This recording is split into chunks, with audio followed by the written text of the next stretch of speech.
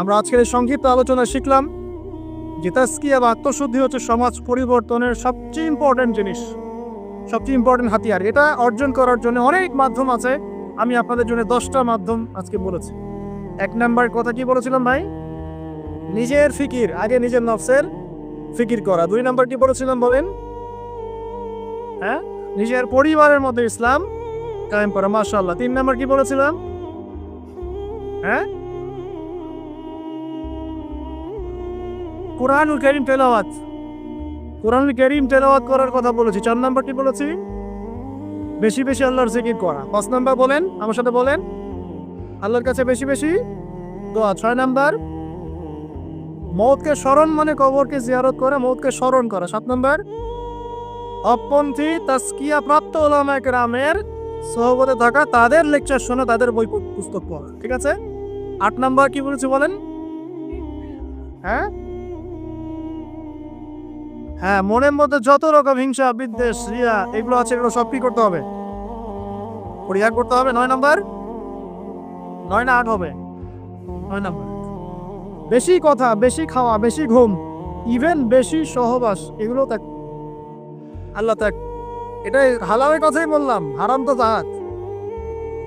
হারামের যদি চোখ থেকে থাকে আল্লাহর রাস্তায় তওবা করেন, কারণ জিনার সাথে সম্পৃক্ত কোনো ব্যক্তির দ্বারা দিনের একামত সম্ভব নয়। জিনা করলেই মনে নূর চলে যাবে। এই যে আজকের লেকচারটা শুনলেন, বাসায় গিয়ে যদি আজকে রাত্রে কোনো নগ্ন মেয়ের ছবি চোখের সামনে পড়ে যায়, আজকের সমস্ত লেকচারের নূর নষ্ট হয়ে যাবে। আপনি নিজেই বুঝতে পারবেন যে আপনার কলব থেকে নূরটা চলে গেল।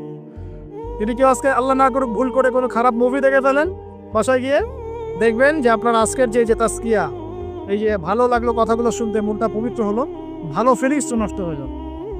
হুযায়ফা রাদিয়াল্লাহু আনহু বলতেন, আমরা যখন ইয়া রাসূলুল্লাহ আপনার সাথে থাকি তখন ঈমান বেড়ে যায়, বাসায় গেলে মনে হয় মুনাফিক হয়ে গেছে। তো বাসায় গিয়ে যদি আমরা খারাপ কাজে লিপ্ত হয়ে যাই, এই নূর তাজকিয়াটা নষ্ট হয়ে যাবে। আল্লাহ পাক আমাদেরকে বোঝার তৌফিক দান। আর সর্বশেষ সবচেয়ে ইম্পর্টেন্ট, লাস্ট এন্ড ফাইনাল হচ্ছে নবীর রেখে যাওয়া দিন। নবীকে ভালোবাসেন কিনা ভাই? আল্লাহ নবীকে ভালোবাসেন কিনা? নবী কি এখন আছেন? আচ্ছা, নবী সাল্লাল্লাহু আলাইহি ওয়াসাল্লাম রেখে যাওয়া সুন্নত কি আছে?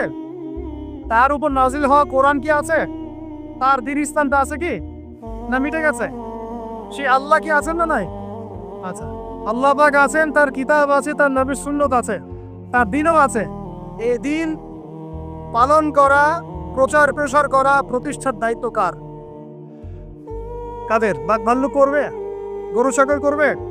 না আমরা যদি সত্যিকারের আশিক রাসূল হয়ে থাকি, আমরা দ্বীন প্রতিষ্ঠা করবো।